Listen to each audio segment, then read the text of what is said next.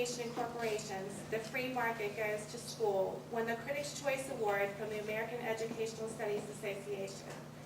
He is the editor of two books, Schools or Markets, Commercialism, Privatization, and School Business Partnerships, and The Corporate Assault on Youth, Commercialism, Exploitation, and the End of Innocence. He is co-author with Benjamin Baez of The Politics of Inquiry, Education Research and the Culture of Science, which was awarded the Choice Outstanding Academic title for 2009. In November of 2010, he will be presented with the James and Helen Merritt Award for Distinguished Service to Philosophy of Education. Dr. Boyles received his PhD from Vanderbilt University and is a Fellow of Philosophy of Education Society and the John Dewey Society.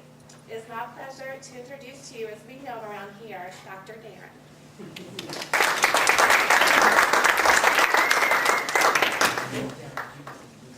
I don't care. That's fine. Sure, I actually love coming over here because whenever I hear this lovely biography that they have for me, I feel as though I'm doing something really impressive. I rarely get introduced in that way, so it's very nice. I'm here to talk about philosophy. I'm here to talk about experiential education.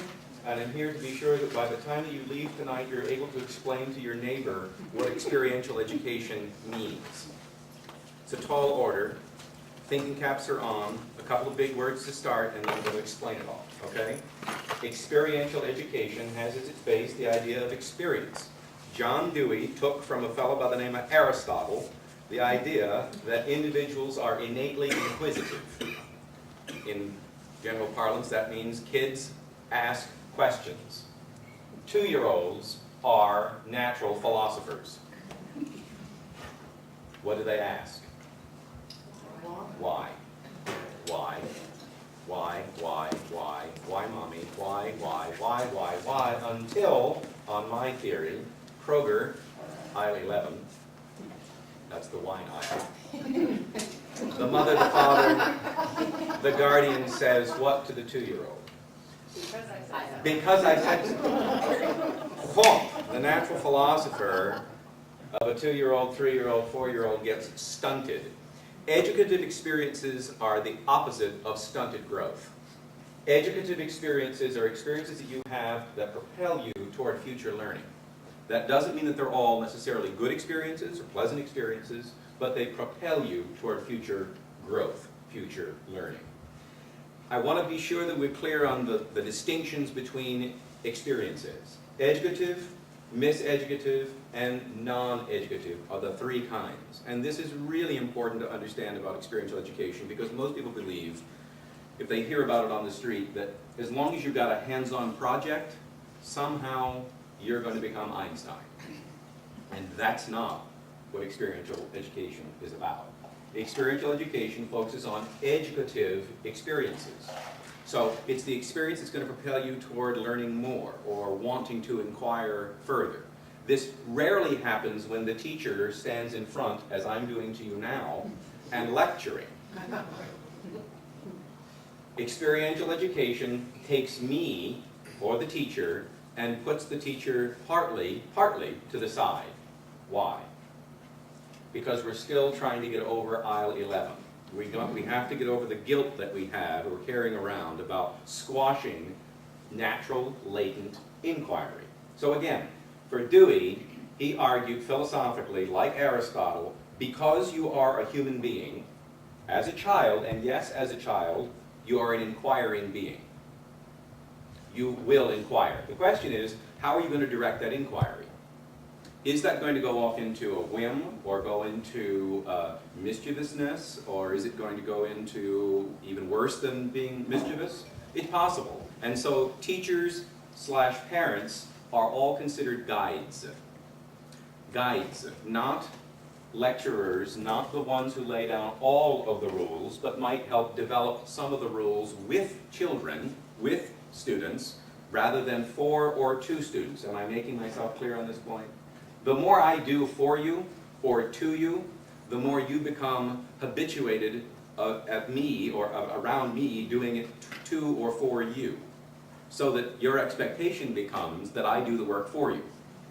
After all, and this is acutely the case perhaps at Chrysalis, since you're paying my salary as your teacher, right, you get to be able to say, as a very good corporate citizen, since I've paid you, you give me my money's worth. I had a student actually ask me that question prior to a philosophy seminar about a decade ago. And she came to me and she said, Dr. Boyles, I've heard really good things about your seminar. She said, but before I actually take the course, I want to know if I'm going to get my money's worth. And I honestly paused and I said to her, it's the honest truth, I said to her, I said, well, if you go away and find me the algorithm that will allow me to answer your question, whether or not I'm going to give you your money's worth, you come back, you show me the algorithm, I'll fill it out, and then I'll give you your answer. And of course, I never saw the person again. But I wasn't trying to be flippant, I was trying to interrogate this assumption that somehow I'm supposed to know all the answers. And because you're paying my salary, I'm supposed to then give it to you. And I've got to then make it funny as well, or I've got to be entertaining as well. And if I'm not, then there's something wrong with me rather than something wrong with you. Experiential education shifts the locus of control and responsibility. And this is awfully hard for most parents to comprehend. Even though their children are, of course, the brightest children on the planet. I'm not looking at anybody in the room. I'm just saying, as a general rule, parents think their child is the brilliant, and children are brilliant, but they're most brilliant when what? You allow them to be, to become, to inquire, to engage, to make mistakes even. Making a mistake. It's the thing that we don't want to have happen in most traditional schools, right? I'm going to do a couple of comparative analyses. In traditional school, the focus is on not even the teacher as much as it is on the curriculum.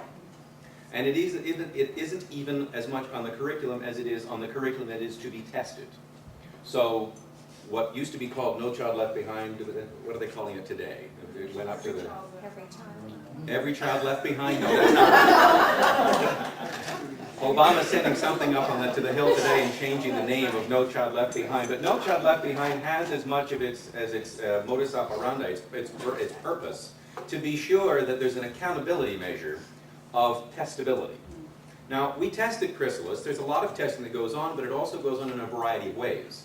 There are the standard forms, there are writing assignments, there are other sorts of investigations, but the way that it comes about starts with the interest of the student.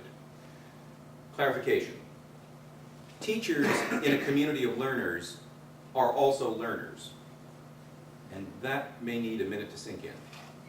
Because most teachers have been trained that they already know everything. And their job is to tell the student everything that they know so that the children are, or the students are, impressed by what it is that they know. And that's fine as far as it goes, it just doesn't go very far, right? The children, the students, the learners in the room are the folks who should be provided with the opportunities for making the mistakes that will lead to learning, that will turn into growth, that will represent an educative experience, and then we start the whole thing all over again. There's this thing called the Hegelian dialectic. I don't want to bore you, you don't have to write it down. It starts with a thesis, a synthesis, an antithesis rather, and then a synthesis. So you got a claim, you got an argument, you got an idea that you want to explore. You ask questions about the idea, that's the antithesis, and you come to some solution to the problem. That's the whole process. There's a problem, you interrogate it, you solve the problem. But typically in the Hegelian dialectic, when you get to the end of that problem, you're done. The problem is now solved, you're at the end of the chapter, you're complete. Turn the page and move on. You don't integrate what it is you've already learned. You don't cycle back and then reorganize or re-link what it is that you've learned. You're done. Check it off and move on. That logical, sequential reasoning is a traditional approach to teaching and learning. It comes out of Descartes. It comes out of Josiah Royce. It comes out of Bill Bennett. It comes out of the old Diane Ravitch. She's changed her stripes recently. Has anybody heard?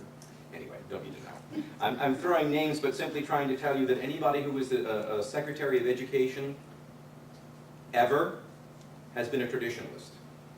Arnie Duncan is not a liberal, he's not a leftist, he's not saying anything that Bill Bennett doesn't want him to say. So what I'm trying to convey to you is that a traditional understanding of schooling is pervasive, and most of you have been successful in traditional schools.